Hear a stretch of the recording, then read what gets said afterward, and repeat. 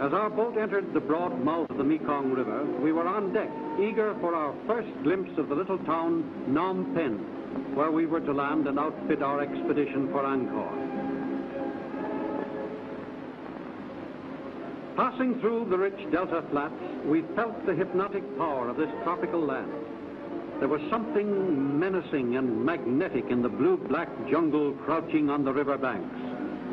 The enthusiasm which had filled us since leaving France was offset for an instant by this unknown, mysterious country. Almost immediately, this feeling was relieved by the novel sights around us. Floating villages built on bamboo rafts that rise and fall with the tides and floods. A strange sight indeed, an indolent way to live. The water provides food and also solves the problem of sanitation. Many natives are born, reared, and spend their entire lives in these floating villages without ever setting foot on land.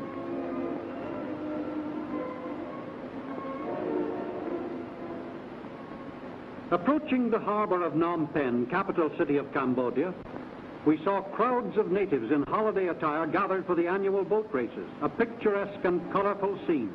We were fortunate to arrive at such a momentous occasion.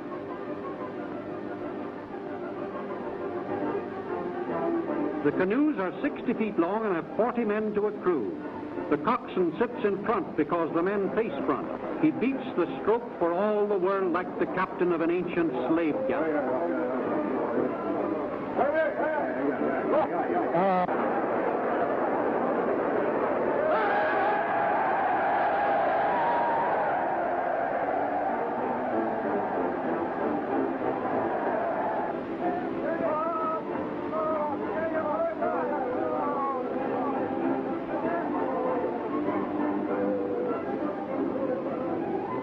The boat with the flag was last year's champion and now wins again. Its crew stand up to the sweeps like gondoliers. The long, barbaric canoes fit perfectly into this tropical setting.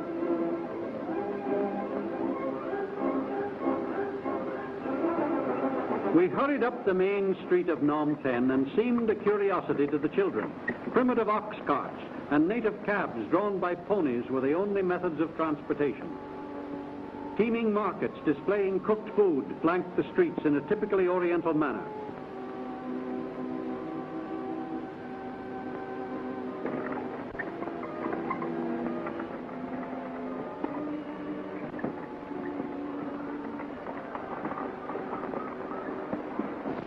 Visiting the King's Palace Gardens, our interest was arrested by carvings of 7-headed cobras on each side of the principal pagoda stairway, representing the goddess Naga. Legend has it that Naga herself was a cobra, and when each king took a new bride, Naga assumed the shape of a human virgin, displacing the bride, spending the wedding night with the king, and next morning reassuming her character of cobra. Being guests of the king, we were permitted to see the royal Cambodian dancers. We noticed on the left an outstanding figure wearing a monkey mask, representing the Prince of the Apes. The dance portrays princesses dancing for him, and all of the action centers around the figure wearing the monkey mask. The extraordinary motif astounded us. The unbelievable suggestion of apes wielding power over human beings was unheard of outside of this part of the world and dates back to ancient times.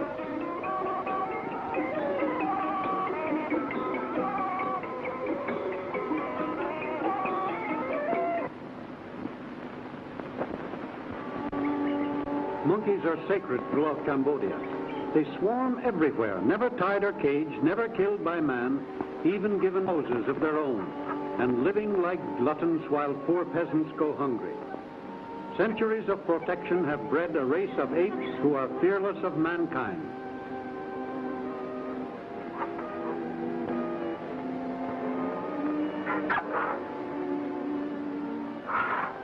The royal elephants, used only on state nights.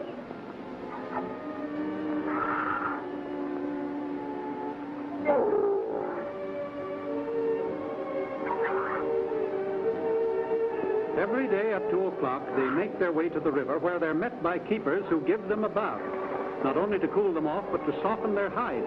and keep their great hoof paths clean and pliable.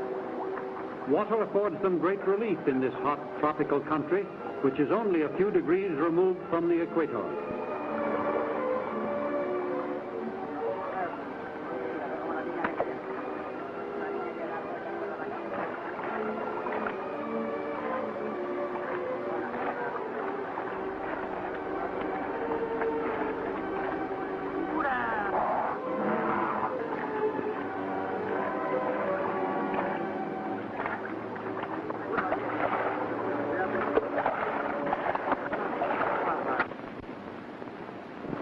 A few mornings later, in a steaming jungle fog, we loaded our supplies into ox carts and started for the boat landing.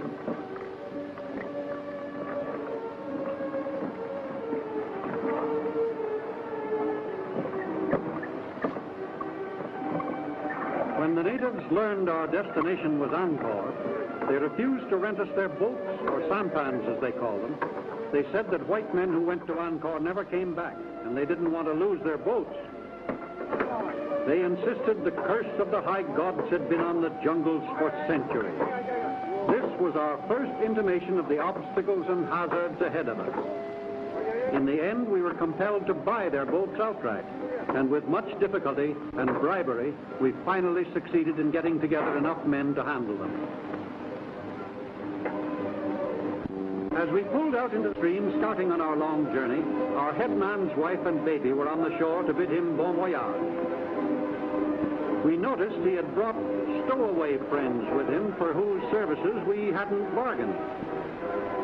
Our number one boy was a likable chap, but strange and mysterious. They all are. Angkor is 300 miles inland, and at the time of our expedition, rivers were the only highways to Angkor. 1,000 years ago, this land was greater than Egypt at its prime. When William the Conqueror swooped down on England and Charlemagne fought the Gauls, Cambodia led the world in culture.